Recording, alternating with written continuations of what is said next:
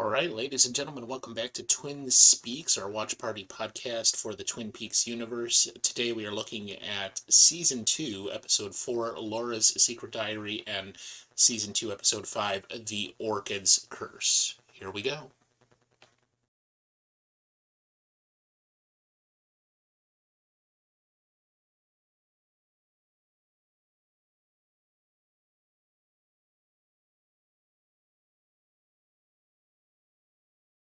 Okay. Right, there we go. That was Laura's Secret Diary. Apart from a brief extract read from it by Harold, there's not actually too much emphasis on it. Yeah, really wasn't an apt title for the episode, given Right. all the other stuff they focused on, really. Yeah. The focus seemed to be on kind of two things. Obviously, Audrey's kidnapping, which Cooper's been roped into helping, going along with to try and save her. And of course, the stuff with, well, several things, I guess. The stuff with Josie and the Hong Kong group that she's clearly involved with directly now. It's been clearly established. And of course, the bit with dealing with Leland and what's going to be happening with him with his arrest, Right. and got to go on trial, obviously. Yeah. So where do you want to start, Scully? Yeah, I think we should actually start with that last bit, or almost the last bit. The Josie, this revelation, this seemed to be more of like what you would expect from like a canonical series of. This particular episode is just kind of moving the story along. We had a Yeah, few minor totally. revelations here, but it was, it actually went fairly fast in my mind, this episode, Yeah, and totally. that they In were. fact, sorry, I was going to say, in fact, my notes for this episode are probably the least amount of notes Right. I've had for any episode to date. I, Yeah, I I could say the same. same. Yeah. Almost because like they were just filling in gaps and holes and Mm, and also seeming to lay the foundation for what's to come after this. So, yeah. I found that kind of interesting. Um, the this last or second to last bit of we find out that this unknown Asian man who checked into the hotel is actually, if truth be told, Josie's cousin. Mm, At the very least, even if he's not her cousin per se, he is apparently involved with her in some kind of business dealings with a named Mr. Eckhart, mm, which I'm assuming is from China, mm, and they are there specifically on this purpose to hold some kind of business dealing. So in my mind, that could speak to years ago, Josie was sent over mm. as kind of like an emissary for whatever this potentially and probably criminal organization in Yeah, Asia is, and marries Andrew and then kills Andrew, and then they're going for the arson to collect insurance money or whatever they're going to be doing with the mill and the land, and Josie is not only involved in it but is the perpetrator mm, of whatever this organization was doing, and now this is her assistant, for lack of a better term, showing up, co-partner in crime to uh, deal with some of the other loose ends now that mm. their plot is moving forward. So one of those things being, at the end there, that apparently Hank had to be taught a lesson and told to be kept in line. I'm Yeah, guessing that whatever he was trying to do with Josie, that we saw, I think maybe 2 episodes ago, extort more money out of her or whatever mm, was going on. Hank, whether he realized it or not, now knows that there's much more power and influence behind Josie with this organization, yeah, and now he really does need to stay in line. Yeah, Um, he'd try to get a little more for himself, not realised he'd overstepped his bounds, and they've put him in his place now. Uh, right. and based on the conclusion of that physical altercation, kind of suggests that he's got the message at least, Yeah. and is appearing to accept the message, even for, at least for now. Give the impression that he is. I'd also, because he did the Blood Brother thing with Mm, Josie 2 episodes ago or whenever that was, and yeah. now this guy's doing it. So I've got to imagine that Hank does know Mm, at least what this organization is, and is willing to do their bidding. But at some point decided that he was going to try to uh, plump himself up, I guess, for lack of a better term, raise mm, himself up or get a better deal out of the organization than was originally designed, and thought he could get away with something like that, and now he's being kind of smacked down hard. yeah. Yeah. So I would imagine, Josie has informed the other people, at the very least, this other guy here, her quote unquote cousin, what Hank Mm, did and said to her 2 episodes mm, ago, and this is the organization's response to him. yeah. Totally. That's what I get. Mm, Um, so on that same note, now to me this speaks of, like, you saw how Truman responded to her.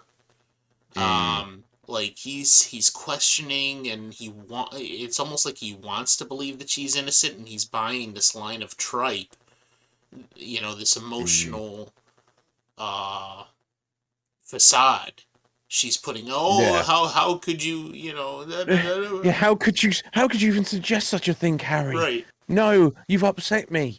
When we know that it's all bullshit, Josie. You're just right. manipulating this good guy.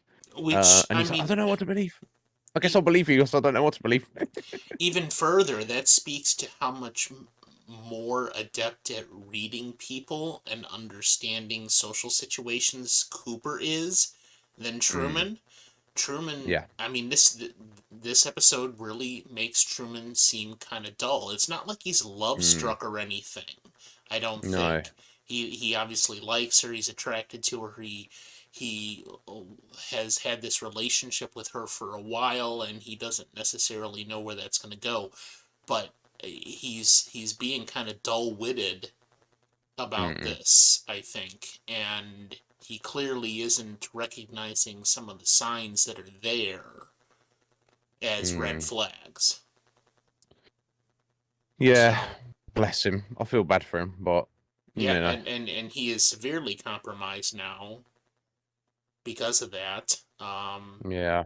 I don't know that that's going to pan out into anything where he's not going to be suspect in anything, but Mm, it severely puts him in a bad position. Um, mm. and he only has himself to blame. You know. Yeah. Yeah, indeed. I hope it ends well, but Yeah. we'll see. Yeah. We'll see. Uh, Uh, um, couple yeah. of What next? a couple of things that kind of stood out to me. They said that the name of the last occupant of the cabin next to Leland's cabin, or whatever the thing Mm, was not Robertson. It was yeah. Kalispell, which Yeah. I don't believe that's a name that we've heard yet. No.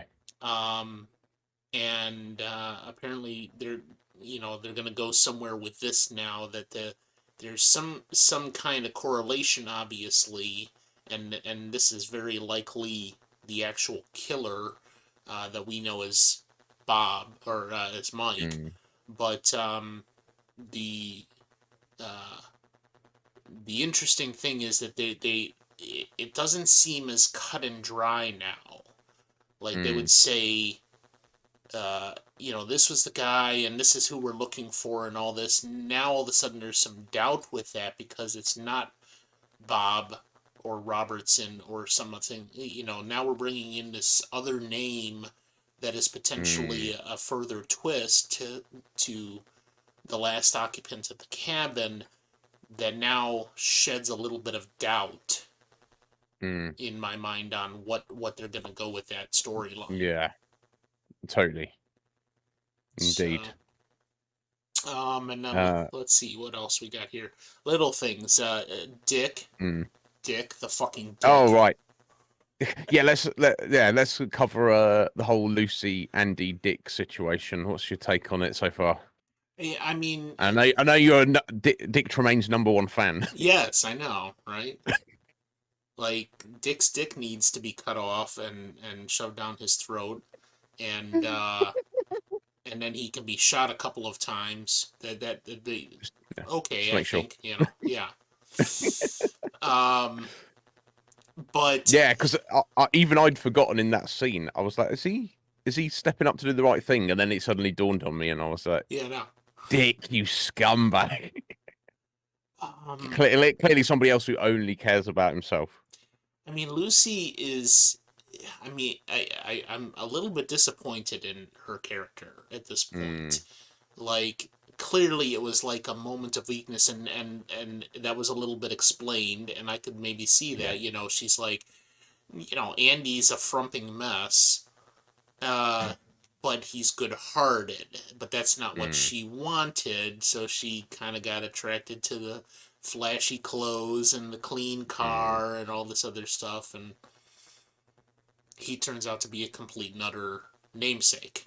Um, mm, so, true to his form, coming in there, and I mean, honestly, that not only does his actions there show how out of tune he is with everything that doesn't isn't egocentric. mm, It shows just how personified evil he can embody without mm, even knowing it, without understanding his actions. Like he's complete uh, uh, inability to understand what is going on around him. absolutely. So, of course, he would not recognize that Sweet Lucy is not going to be interested in the least in having an abortion. And certainly not him coming in to save, quote unquote, save the day by paying for it. Yeah, It's crying like, out loud, Dick. yeah, like, yeah, what did you expect was going to happen, Dick? Did you think she was just going to go, oh, okay, everything is peachy keen. I'll go, have an abortion Oh, and we'll be thank you. fine. That was the only Yeah, issue. that was. Money was the concern. I mean, this clears up everything. Yeah. God damn it. Yeah. So now I am hoping that at some point Bob is going to kill Dick. Um, Yeah, let's hope so. yeah, something like that. Fingers crossed. But yeah, obviously she's let's hope this whole situation ends well for Lucy, because I do feel for her. She's a good person, and Yeah. it's like, as Cooper stepping in, trying to mediate, trying to help. She doesn't even know what she wants herself. Does she No. want the baby? Right. Does she not? Does she want Dick? Does she want Andy? Does she want neither? She doesn't really know herself at the minute. Well, what I'm going to be looking for from their continuing saga at this point is now Lucy not only driving towards determining what it is that she wants, and I'm assuming that's going to eventually be, a personification of her good-hearted nature. Mm, Now, I'm going to be looking for the clues of the resolution to their storyline, which may not come for quite some time. I'm assuming they're going to wrap it mm, up by the end of this season. mm, Of um, what is going to resolve their situation entirely, the little points of interest where, as disgusted as Lucy can be with Andy for, certain things that are just a part of his personality, or the misunderstandings like the magazine and all this other stuff, that so far is just kind of like comedic value. Now I'm going to be trying to pick up on the little things that suggest now they're starting to come back together and resolve their situation, and uh, not only get back together as a couple and be at peace, but um, filtering out all the noise Yeah. that has complicated the relationship so much beyond what you would normally expect from something like that. Um, Mm. and it's not even like drama so much, it's just miscommunication, misdirection, or the feelings are so torn and complicated within everything that they're dealing with that they have no clarity and no peace of mind to see what those resolutions are quite yet. Yeah, So indeed. that's what I'll be looking for, and I expect it will come fairly soon here, maybe within even the next couple of episodes. The notes that that's going to begin to happen. Yeah. Yeah, we shall see. Yeah, I hope so. I don't care about Dick, obviously. I hope for Lucy it ends well. And Andy's a good guy, but Yeah. he'll survive either way, I'm sure. Well, and I mean, let's also take a moment to talk about Andy's character development from Mm, crying at every turn in the couple of episodes to now shooting uh, the suspect to save Cooper's life, to becoming mm, more of a man and stepping up to some of the situations that he's facing. Um, Andy eventually is going to become, I think, much more of the man that Lucy wanted all along. mm. So, Yeah, could go in a good direction. yeah. Um, what else we've got? Yeah, it's a bit of an aside. The mysterious food critic. I missed the initials, but Wentz. The mysterious food critic. Nobody knows what they were. Um, yeah, what's your take on Hank and Norma? It seems like Hank he's playing the role of being the genuine repentant good guy very well, even though we kind of know he's really not. Yeah, and he's apparently fooling Norma quite a bit. Seems like it, doesn't it? Almost every turn, the facial responses and the way she hesitates or moves in response to him kissing her full on in Mm, this episode, smiling at his excitedness. It mm, seems like that is definitely working. Him laying it on thick and being the person that she wants to see, but he's really not. mm. So, um, I it doesn't speak well to Norma having that illusion shattered. Like she wants to Yeah. believe it, especially because of Ed and what's going on there. But like the other red flags, like Hank mentioning Ed, that should have Mm, been a red flag to her, and she seems to choose to ignore it. yeah. Yeah. Totally. Um, Um. But yeah, of course. Yeah. So he's obviously just going along to build up this facade of trying to get into her good books. But it seems like they went all out, and then of course they had the mistaken case of mistaken identity. They thought the food critic had turned up, and it was actually turned out with Hank stealing his wallet. I assume he returned it.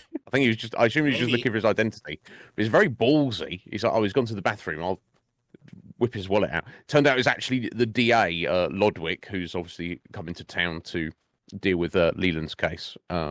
So but still, and on that point, you said you really liked Sternwood's character.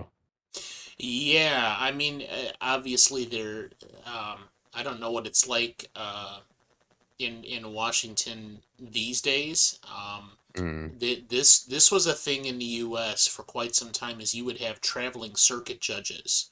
So Okay. anytime there was a federal court case, or even a state court case, you would have judges that would go and convene a court in a particular location. So Right. you would have like a federal judge for, say, 3 states, and they would go to Mm. the major cities and travel between them. So this seems to be a holdover from that, which, if Right. that's the case, they're far enough outside of Seattle that they're in these tiny population centers that that still is probably accurate, that they would Yeah. have a traveling district judge who shows up in various locations to do, specific jobs.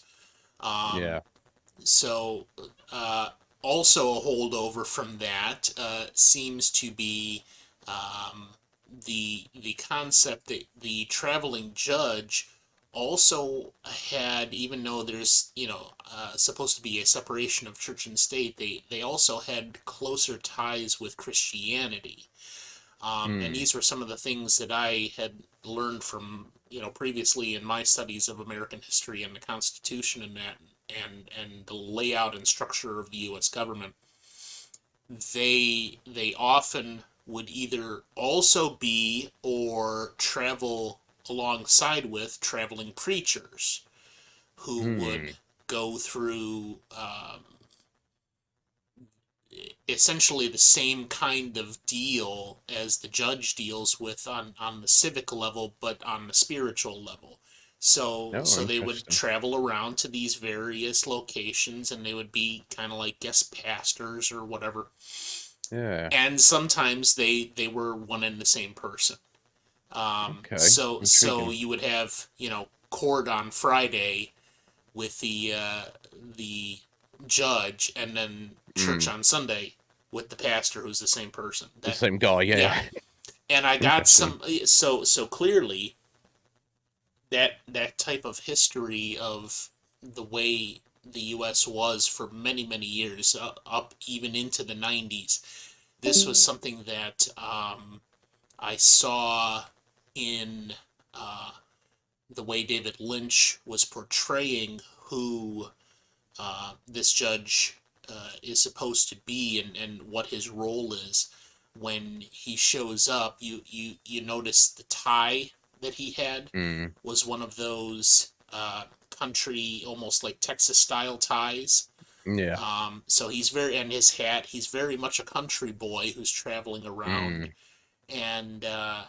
and also well respected and well Mm. liked by the local populations that he would visit. Um, and that was, I think, very well presented by David Lynch here. Yeah. What that used to be like, and this is, basically a holdover of that, except instead now of horse and buggy, they're traveling around in a Winnebago. You know, Yeah. Yeah. uh, so yes, and it appears that Sternwood has been doing this for a very long time, Yeah. and Absolutely. yeah, I personally really liked his personality. I liked Mm. the way he was presented, especially that scene when they're in the conference room in the sheriff's office and Mm. Leland is brought in. I thought that was a very fantastic scene, very well done with the uh, style of the severe thunderstorm outside, Mm. the lightning crashes and thunder. Um, Leland being almost like the word that came to mind was prostrate. Yeah, prostrate, Mm. where he's kind of like laying himself, and they started that with the interrogation at the beginning where he basically Yeah. confesses to the murder, and he's laying himself on the mercy of the court, Yeah. and just hoping at some point maybe that they're going to recognize why he did what he did, and Yeah. you know and clearly Sternwood is of that mind. He's going to take all of that into account when it Yeah. comes to that. Absolutely. And obviously they need to hear from the DA that's coming down and all that. But um, I just thought it was a really excellent scene that Sternwood was sitting there talking to Leland, not only like a friend, but also an advisor, also as a person who says, and this was part of his speech, was the law when things get really difficult in our lives, the law gives us the structure to move forward and find a path, find a solution Yeah, to the troubles that we are facing, no matter how difficult they may be. And this is one of the most difficult things. Your friend, your trusted, well respected person that you've known for many years is all of a sudden committed a murder. mm, And how do you deal with that situation? And um, I personally can expect from Sternwood that he is going to do his due diligence in making sure that the proceedings that are about to follow with Leland are going to be exactly what they are supposed to be. I get that absolutely. confidence from his words that he is going to Yeah, do his job better than probably anybody else could in this yeah, case. absolutely.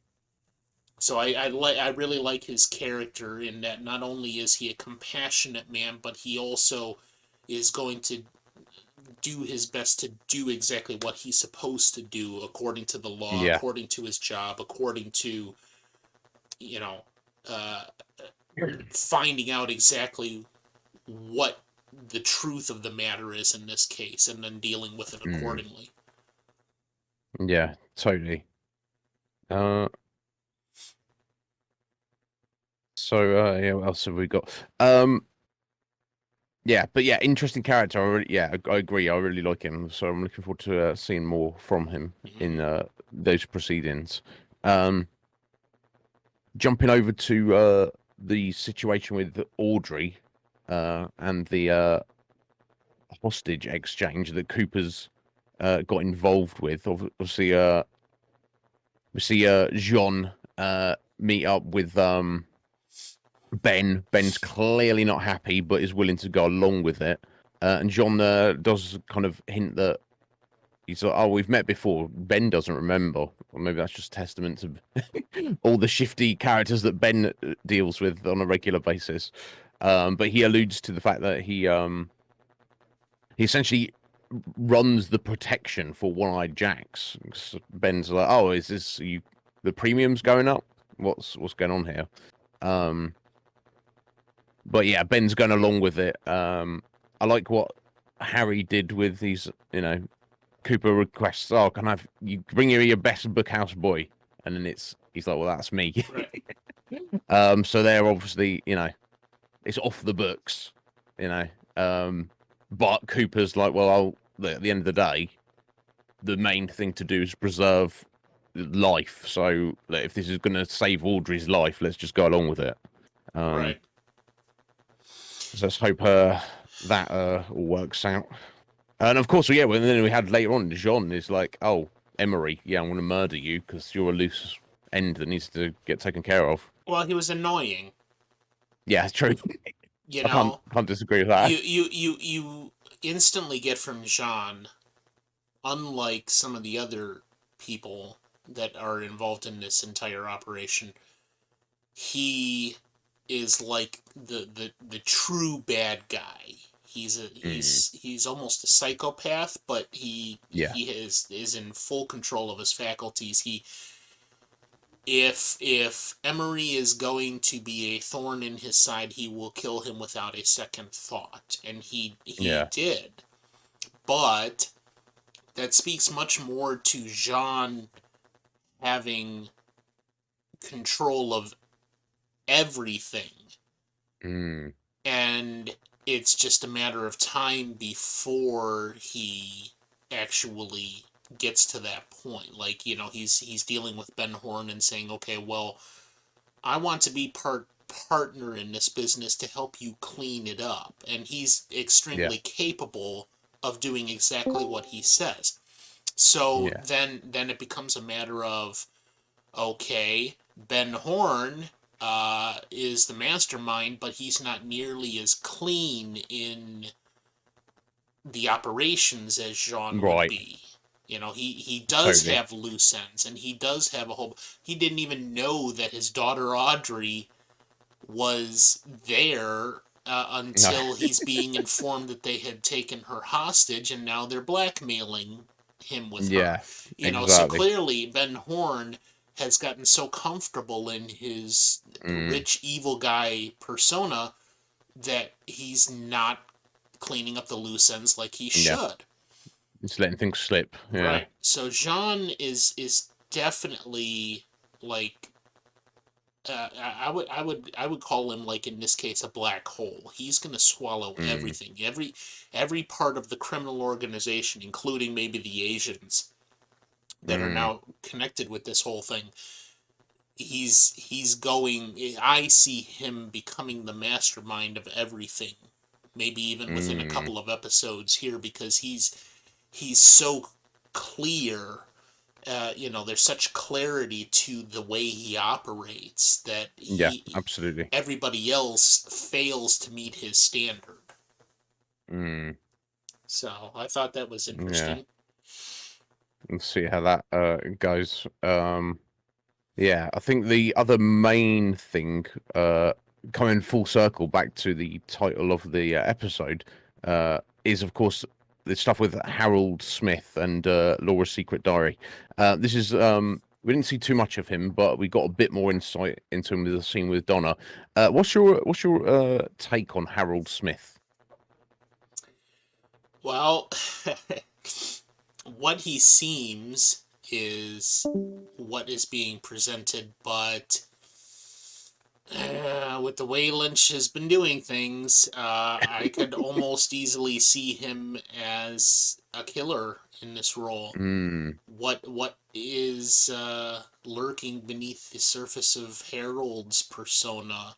I mean, mm, he portrays himself very well and accurately as a shut in, um, and but then he started talking about collecting people's stories, and it was just people, yeah.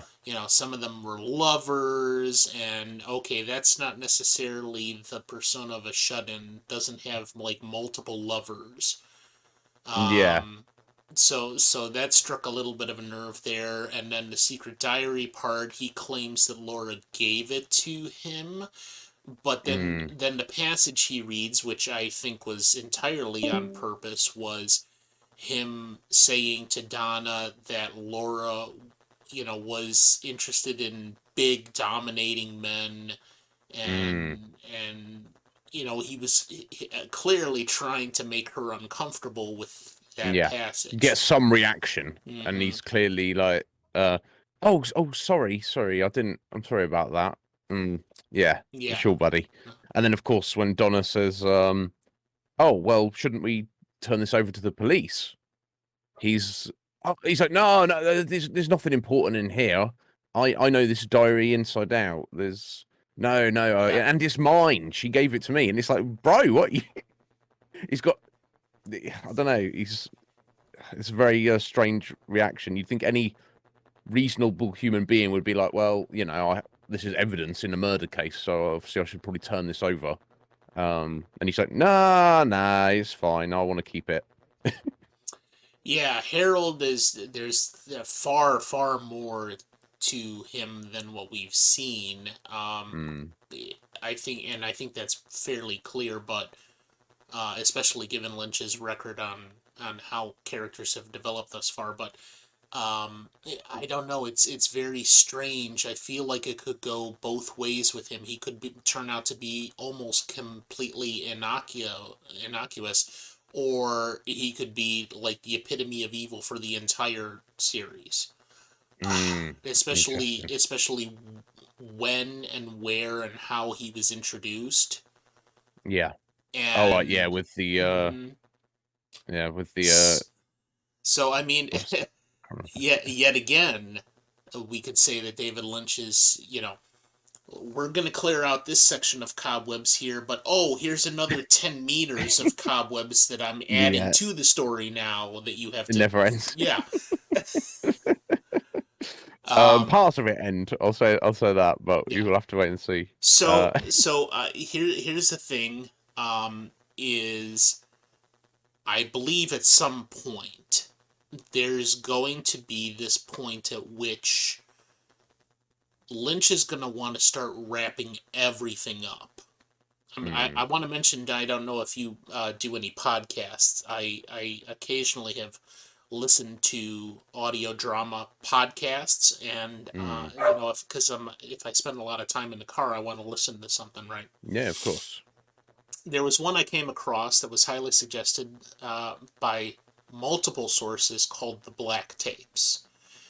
Mm, And because the podcast that I've been listening to, I like a lot of horror stories or science fiction or things like that, and this one yeah. stood out to me quite a bit. I started listening to it, and they did a fantastic first season, a really good second season, and then a third season that was just the biggest pile of shit you've ever seen that Right. resolved none of the issues Oh that were dear. brought up in the series. And That's not um, good.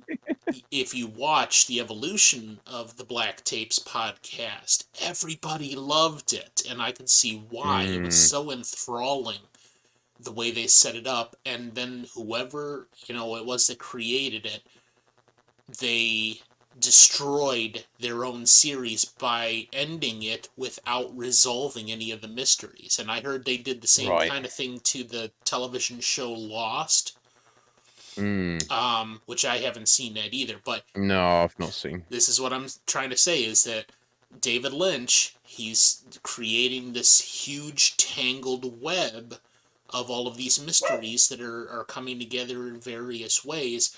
There is a point, and maybe this won't happen with season 2 here because we still have the movie, and then we've got season 3 that came out, 20 years later? Mm, There has to be a point with good storytelling that Lynch is going to have to start wrapping it all up and resolving all of the issues at the same time. yeah. And if he doesn't, okay, well then maybe it's not as good storytelling as you would hope. Mm, I mean, sure, there's some things that you could leave unresolved as part of the mystique and the mm. feel of the series and all that, but for the It's very specific satisfaction, things. Yeah. yeah, there's very specific things that do need to be completely wrapped up and resolved by the end, and I'm hoping he's Is going to do that. yeah. Are there particular specific things you can think of right now, or are you just thinking generally? Well, I would assume at this point that we're going to see that with whoever murdered Laura and Mm, and the other girl in the other part of the state. That would definitely be one that has to be wrapped up. Um, yeah. and I would also assume that the Lucy and Andy saga is going to be wrapped up by Mm, the end of this season. Uh, I would hope that there is going to be some resolution to the hospital food mm, and whatever is going on with that and how it relates to everything else. There should be a resolution to, excuse me. There should be a resolution to the Josie and her quote unquote mm, cousin and their involvement with the mill yeah. and their relationship and connection to Ben Horn and what he wants to do with the mill and the land and all this, those Yeah. sorts of things. But and anything else beyond that, maybe it's not that important. But I think those are, Right. are the Okay. main points that Yeah. hopefully should be completely resolved by at Yeah. least the movie, I would think. Yeah. Excellent. Well, we've still got what, 15, 17 Yeah, episodes or so. I've miscounted of this season. Plus, we've got a 3.5 hour movie. Plus, we've got the yeah. you know there's a very distinct natural break with a 20-year gap between all of that and the third season. So have faith, Scotty. Questions will be I answered, but I have the, faith the in real question nothing. is, will you? Yeah, will you get more questions that there may be? I'll Yeah. say this: there's a lot of things that are open to interpretation, but there is a reasonable amount of satisfying resolution, or maybe unsatisfying resolution, depending on how you feel about things. Right. But yeah, so we find out that a couple of things when we see the scene between Donna and Maddie briefly in the double R. Donna's clearly still pissed off at James, although he's not pissed off at Maddie, seemingly. Um, Fair enough. Although she doesn't seem like, I don't know, she's not distraught about it. I feel like she doesn't know exactly what she wants to do, but she makes it clear to Maddie that she mentions that the Harold has Laura's secret diary and wants to get it. So it sounds like she's planning to steal it from Harold, and it's possibly gonna get Maddie and or James's help with that endeavor. Right. Um, Only other thing I've got from this episode is Cooper noticing that Andy's new boots, and he's like, "Oh, where did you get those from?" Which Andy says, "Oh, I got them from Philip Gerard yesterday." Hmm. Um, and Cooper notices that he's like, "Oh, these are the exact same boots that Leo Johnson was wearing." And if they are, then obviously that kind of maybe ties Leo in with Philip Gerard tangentially. Um, but I think that's everything I have for this episode. If you've got anything else No. there, Sky. No, I think that's No. everything. One thing not related to this episode, you mentioned at the beginning, even though we didn't see her, you said you feel that Shelley Johnson may be one of your favorite characters so far, if not your favorite. Uh, is there any particular reason for that? I think maybe that's just my personal spin on this. Like I liked Mm, Donna at the beginning. I liked what she represented, yeah. but I also think Donna. Maybe it's just Lara Flynn Boyle. Um, maybe she doesn't have like the acting depth that Mm, I was hoping to see with Donna's character.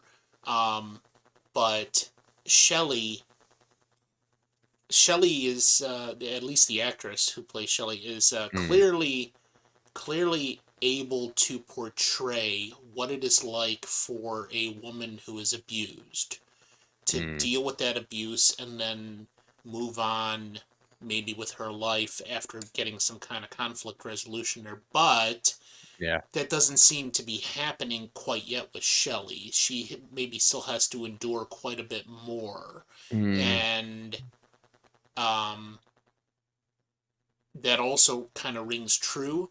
But I mean, just as a matter of course, like I kind of personally have always been like attracted to hard luck cases.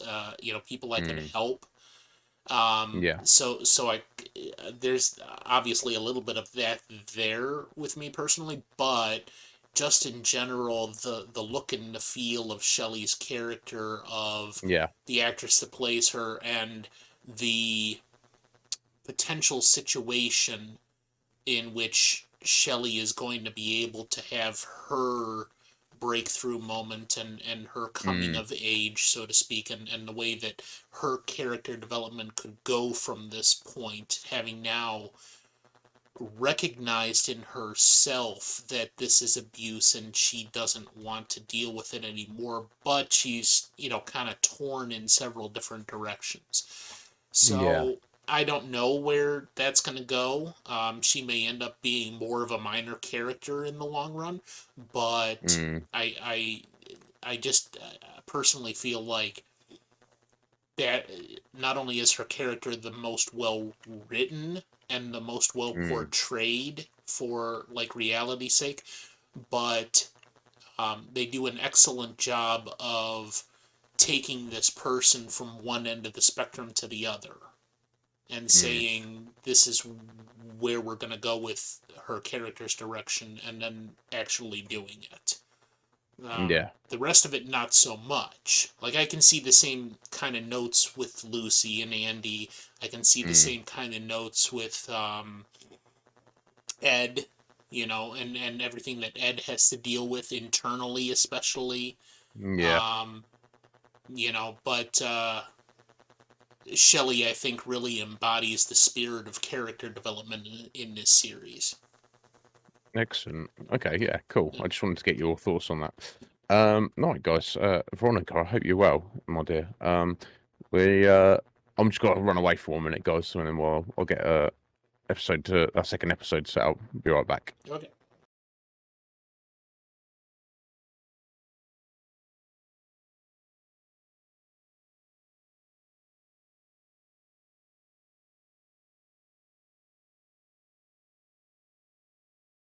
Right, there we go, guys. That was the Orchid's Curse. Presumably in direct reference to Harold there. You featured a lot more in this episode. But overall, Scotty, again, much like the previous episode, not too many no's. It's more like gradually, gently moving things along. Right. So, as away, sir. Yeah, so I wanted to start with what they started with in the beginning of the episode, which was, first of all, Mm, the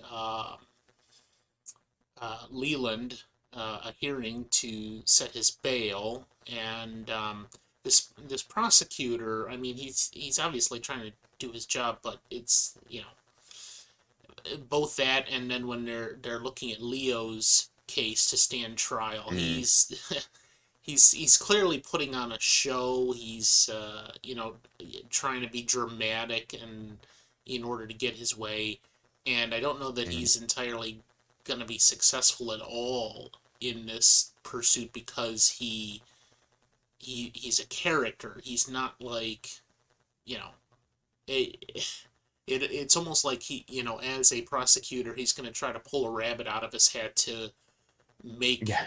make the case happen, and he's not really succeeding well, and certainly the judge is kind of seeing through all of that, and you can see, like, when he's getting up on his high horse, and the judge is like, okay, shut Mm, up, sit down, you know.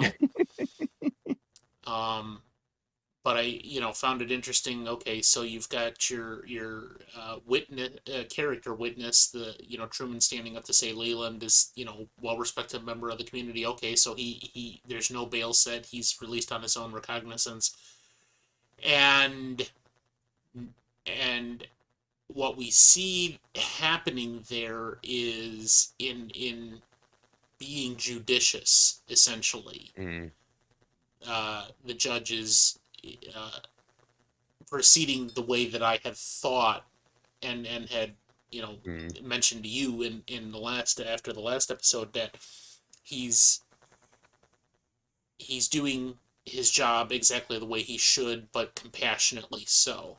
mm, Um, another thought that occurred to me with that is okay, so they're now looking at Leo's trial and seeing if he's fit to actually stand trial, and essentially it looks like he's not. He's virtually no. brain dead at this point. It looks like, if truth be told, and but I found it more interesting that the term sidebar popped into my Mm, head because that's a little bit of a term, as far as I could tell, that is used in courtroom activities. Like, you have a sidebar with the judge, mm, and usually that's just like a private conference that maybe you go into the yeah. judge's chambers, or you just whisper right there in the courtroom or whatever.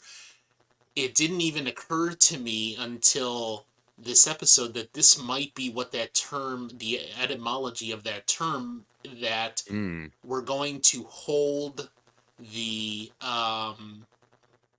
trial, or these hearings for this traveling district court in the bar simply because it's the largest room in the area, right. maybe.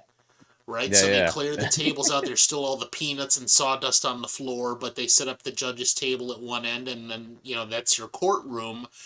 yeah, And they go to have a little powwow, and it's on the side of the room at the yeah. bar It's with a drinks. literal Yeah, sidebar. I thought that was kind Wonder. of cool, Yeah, yeah, yeah. Um, and my impression and love of the judge was deepened even further. Mm, That he's yeah, like, yeah, okay, hey, yeah, we'll just have my law clerk be the bartender right now. We'll have a couple of drinks while we're talking amongst ourselves, and yeah. it's a very relaxed and atmosphere, and not necessarily the Mm, professionalism that you would maybe want to see, but he's still doing his job yeah, and being a good guy.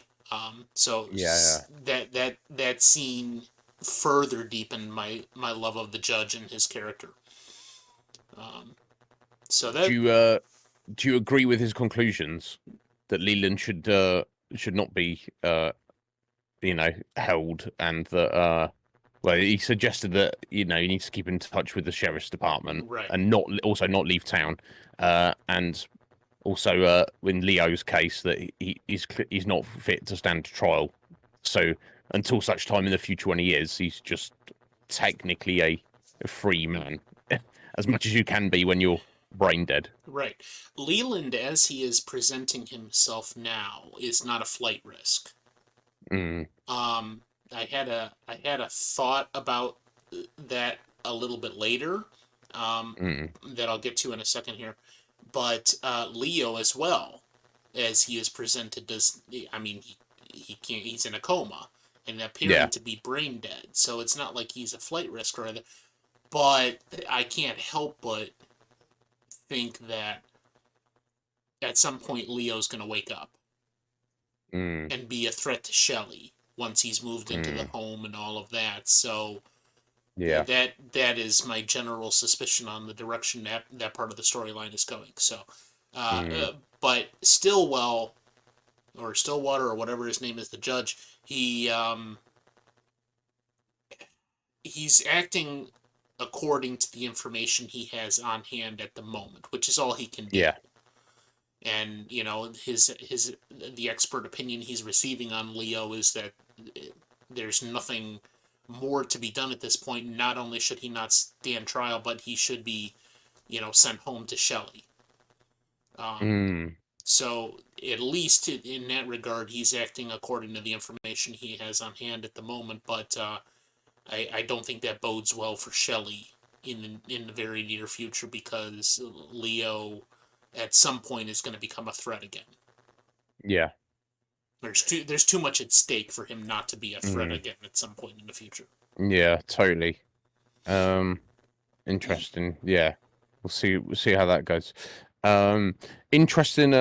Little line from Sternwood was almost slightly throwaway, and you commented on this. He said to Cooper, "How long you've been here?" Apparently, it's been 12 days Right. since he arrived in town. A lot has happened over these past 2 weeks. I mean, uh, we had what, 8 episodes in the first season, and this is yeah, episode 5. So that's yeah. that's just That's roundabout more than one an episode episode per per day. day. Yeah. Yeah, yeah, yeah. This, Um. I mean, I guess if we carefully, which I haven't done and we didn't do, carefully counted, paying attention to the passage of time in each episode, Right. I guess it is correct. It just feels like it's Been been a much lot longer much than that, longer. obviously. Yes. Yeah, yeah. But he also says, yeah, gives a bit of advice to Cooper. He says, keep your eye on the woods, for they are wondrous and strange. Hmm. So obviously he is aware of this idea. It seems it's not just in Twin Peaks, this idea of the woods being some, you know, ephemeral strangeness that you've got to be, aware, vaguely aware of, to watch out for. And Um, maybe that potentially speaks to the judge being a bookhouse boy at some point in the past. maybe, indeed. Yeah. Um. So let's jump over now to this new Asian guy. I don't know what Tajimura. Tajimura. Yeah, I'm so bad with names. The guy That's with the right. Fu Manchu and the glasses. Um, Yeah, yeah. now, if he, my first thought was, if this is the food critic, Yeah, yeah. I think it clearly leads you in the previous episode to think, oh, is it? It must be, but actually, seemingly not. yeah, it's very strange in that regard. Like you, I was almost led to believe, or maybe this is just where my mind personally went, that in the last episode it was somebody in this disguise, and they're mm, purposefully altering their voice to this deep gravelly yeah, voice. And okay, so that fits with the food critic narrative, but now that is kind of totally blown out of the water by mm, him just showing up randomly in Horn's office and offering him $5 million to yeah, I'm assuming that was like a counterpoint offer to getting in bed with yeah, the Icelanders or something. yeah. Seemingly, um, presumably, well, Tajimura said it was that was just a taste. That was just to sweeten the deal. I've got Japanese investment banks who want a piece of this.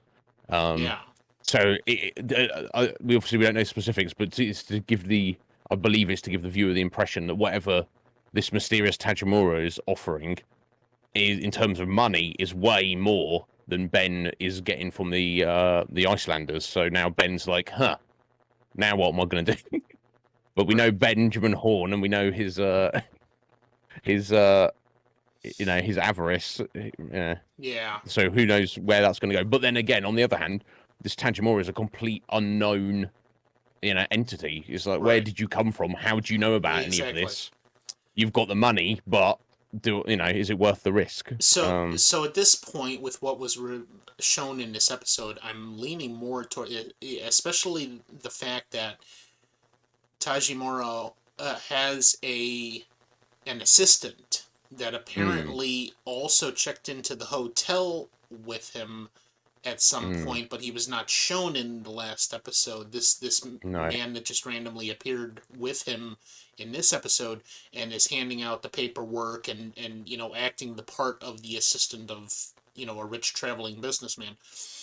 Mm, That lends more credence to the fact that he is not in fact at all the food critic, and that was just a little yeah. bit misdirection, and instead is maybe like a rival entity to the Josie and cousin uh, gang, or Yeah. something like that. Um, and he's going to be much more prominent in now the conflict that is taking Mm, place surrounding the mill and property there. Um, so yeah, definitely need to see what the hell this guy's business is, and what he's doing there, and yeah. revelations to those questions that you asked. Mm, Um, how about Nadine coming home from the hospital, still apparently Superwoman, and yeah. crazy Superwoman to boot. She thinks she's in Yeah. high school and then rips the fridge door off, and Mm. yeah, it, Yeah. Send it to Jacoby. That'll fix it. yeah, exactly. With his Yeah. Yeah. weird Not glasses. not yeah. Nice to see her again, and that she's, I mean, doing well, I guess. Yeah, Interested to see where that's going to go and what relevance it will or bearing it will have on anything else. yeah. Maybe none, but still interesting and entertaining nonetheless. So that also lends itself. There's a couple of things here that in this episode that lend itself to something that I'm going to mention here in a second. That is the second one. Let's see what else we got here. Andy. Uh, this actually I really liked the fact that they Mm. took the Andy and Lucy saga and stepped it up for this Yeah. episode with this revelation that she's just randomly going to visit, I guess, her sister or something like that, and Mm. brother, and they have a child, and she's going to be gone for a couple of days. And in the meantime, Andy takes over for her at the reception desk Mm. and gets his news that he is indeed fertile, and that the Mm. previous thing, has essentially been cured. Yeah. Not sure how that happened, but fine, we'll go with it. Yeah. And he goes to call Lucy and finds out that she has in fact now maybe gone to an abortion clinic. Mm. So I feel, very sad with Lucy. Not necessarily disappointed because I can see things, from her viewpoint and says, Yeah. what am I going to do about this? And that's what she maybe ultimately decides. But I thought that was an excellent way to step up that storyline and Mm. say, you know, this is a serious problem that these people have, and how are they going to be able to work through it? So that Mm. that that thoroughly impressed me there, how it was trumped up to this level. Yeah. Yeah. Um, and apparently there is no Gwen and Larry, but we'll, No. we'll we'll see. Presumably not. We'll see what Lucy is actually doing there. Did she, is it as it appears, or is Mm. something else more behind that? Indeed. And also good for Andy.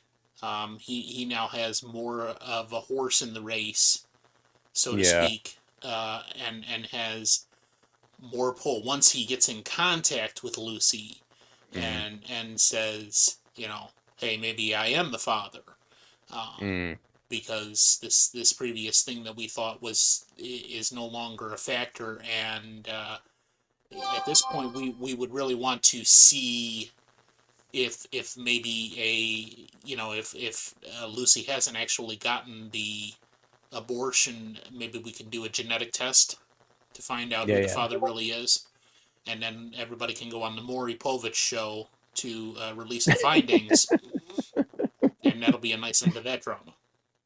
Yeah. Indeed. Uh, yeah, I don't have too much more for this episode, but there's the two major things I've got. The stuff with Harold and Donna, and the stuff with Audrey being saved by Cooper and Truman from One Eye Jacks. Yeah. So So let's do Audrey being saved yeah, first. Yeah, one of my only thoughts on that was Cooper should have had that map memorized. Like, I mean, you yeah, spent terrible. quite some time on that in the conference room. You're telling me that you needed to take your notes with you into this very dangerous situation? Uh, Seemed very un-Cooper like, didn't it? yeah, Um, Never mind. but that's all right. Well, Yeah, so very interesting way in which that played out. That they got mm, in, and they were being very stealthy, and then they found exactly what they were looking for, and then the way the action stepped up. And it wasn't mm, necessarily because of anything they were doing, it was because of mm, Jean turning around and killing Blackie. yeah, Um, which it seems to me now that Jean, uh, he's got designs to go ahead and take over this entire operation, which I had yeah, alluded to previously, but it seems like now he's got very concrete designs on how exactly he wants to do that by taking out mm, Emery last episode and now taking out Blackie. And he's essentially trying to place himself at the top by taking mm, out all of the other people. yeah, yeah, And he has apparently thought about this quite a bit and laid out these plans to make that happen. And it just so mm, happened he kind of got surprised by Cooper and Truman being there at that Yeah. exact moment. Um, so he makes his escape, only to find Hank and think that Hank is the uh, district attorney. Um, Yeah. but So he that's kept his wallet, yeah, yeah. or at least his badge in his wallet, in his ID. Uh, I have to wonder though how long that's going to hold up under scrutiny. That yeah. I don't think Jean is going to continue under the uh, belief that Hank is No. the district attorney for very long No. into the No. next episode. No. No. Yeah. Yeah. Um, He doesn't seem very district attorney like, does he? no, no, sneaking around, and whatever else. But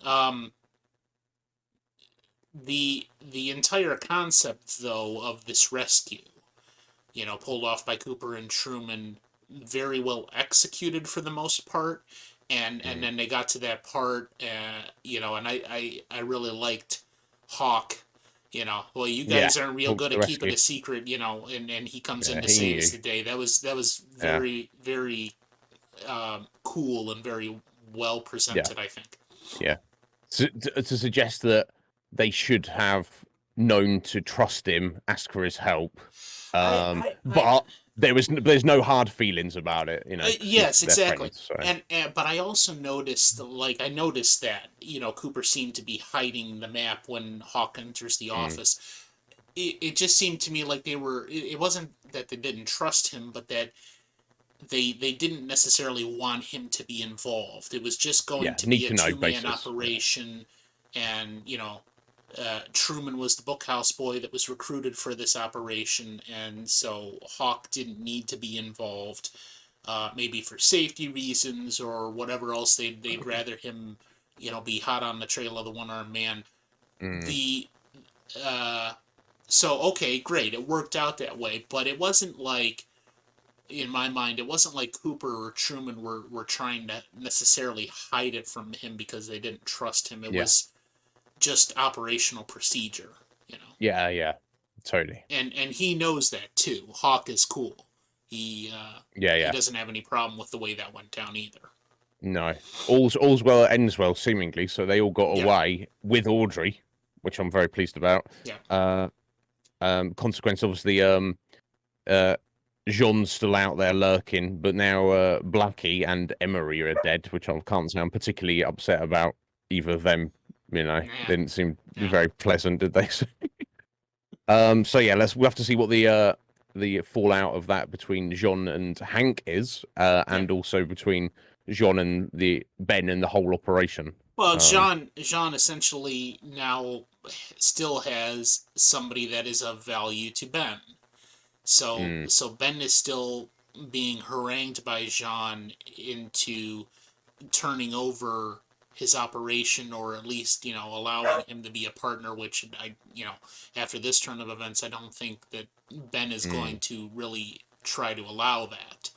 He's going to try to end Jean now, and mm, um, the alliance between Hank and Ben and whoever else is left in Ben's operation is now essentially a war with Jean and whatever Jean represents. So we can now also look at this part with um, Harold. I found it interesting. mm, He said he grew up in Boston, but then kind of said he grew up in books. And yeah, I took that to mean essentially he kind of like lived a fantasy life, and that's part of why he's supposedly a shut-in is, um, yeah. you He's a know, bit of a loner. Maybe he yeah, didn't have the best childhood, kind of thing. yeah, He kept to himself and read a lot. Yeah, how he got all the way to the other side of the country, but yeah, hard to maybe that will say. remain a mystery. But at the same time, okay, so at the beginning there, she coaxes him outside, and he collapses. More Yeah. importantly, he collapses after he reaches out his arm under the open sky, Mm, and that now he's on suffering, he's on the ground, so maybe that's part of the agoraphobia, but I got a Yeah. sneaking suspicion there's much more to that than Mm. was revealed, more Yeah. along the Either way, lines we can. of more along the Go lines ahead. of like he's got some kind of um, concept that being under the open sky is going to harm him, Mm. Yeah. which is Yeah. much more than agoraphobia, you know. Yeah. Yeah. Totally. Um, Yeah. Whether it's imagined or real, clearly, right. it's not just an excuse where he's a shut-in. He has extreme issues with even stepping 2 feet out of his front door. Right. Um. So then clearly he's got some mental issues at the end of the Mm. episode where he takes the garden claw and scratches his face. Yeah. But more importantly than that, it seems they're focusing on the fact that now Maddie and Donna, almost essentially being at his mercy, um, Mm. they're focusing on the fact that apparently Harold knows who killed Laura. Okay? Mm. If it is not himself, if it is some other thing, and he's connected to this whole thing in that manner, he seems to intimate there that he knows who killed Laura, or at least thinks he knows. Um, Yeah. so actually, to me, that's not the whole important part of this.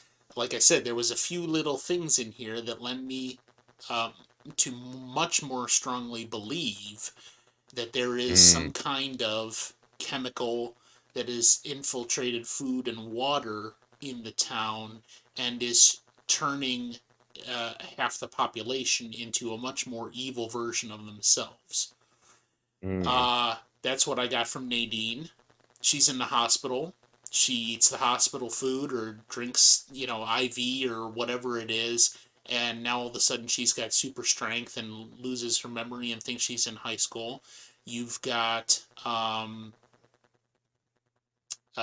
Harold, who we don't know exactly what his real backstory is, but clearly there's something wrong with him, and that's clearly related to his agoraphobia, or he's not allowed to be outside for whatever reason, um, Mm. and his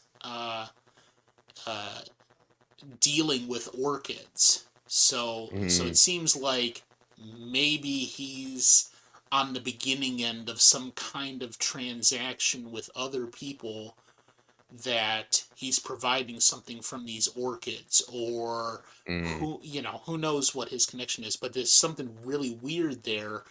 Maybe Harold wouldn't be the way he is if he wasn't also on the drug that Mm. Blackie was hooked on, the drug that they had given to Audrey, and it was causing all sorts of things. I'm expecting from Audrey now at this point that she's going to be different. Not only Mm. maybe addicted to whatever drug they had given her, but her personality is going to be slightly different now moving Mm. forward because of whatever this chemical is. And uh, the mentioned again syringe, whatever Gerard was injecting himself with, that we saw at the end of 2 episodes ago, him kind of turning animalistic and bolting out of the office, and then potentially the animalistic behavior of Bob that we Mm. saw, what, 3, 4, or 5 episodes ago uh, Yeah. in Ronette's vision. Yeah. Yeah. Okay, and something is changing people here to Mm. something that they otherwise wouldn't be, and I get that sense exactly from this transformation that occurred to Gerard, where he's a normal Mm. affable guy just selling his fucking left shoes, and then he takes this drug, and now he is a beast of a man that's on a mission. Mm. Totally Yeah. different personality change. So that I'm much more strongly believing that now. I think it's affected definitely Nadine. I think it's definitely affected Harold, and I think it definitely affected Blackie Yeah. and held Blackie captive under Ben Horn's thumb. Mm. So that's where I'm going to be looking for far more details now. Okay. And hopefully I'm not being led on a wild goose chase by David Lynch. Let's hope not, but also the whole thing is a wild goose chase. But I mean, if you find some geese along the way, I guess it's not a it's not a failure. But nobody we likes shall geese see. anyway, so No, quite. But yeah, I didn't have too much more no, that's it to for that. me.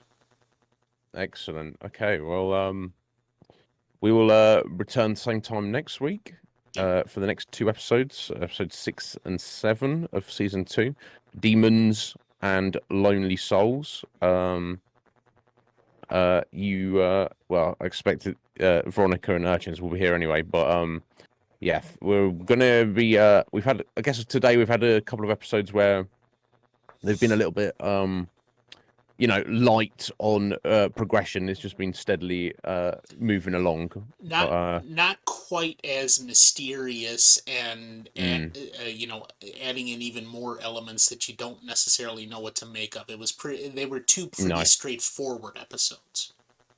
no, indeed. We're without without, hopefully this would not considered a spoiler, but yeah, we're about to. We've been in the shallow end this week. We're going back into the deep end next week. So look forward to. You will not want to miss it. Let's put it that way. There we go. But yeah, thank you for being here, Urchins, Veronica. Scotty, thank you as always. I appreciate it greatly. All right. We'll reconvene next week. Thank you so much, and I'll see you soon, guys. Take care. Take care.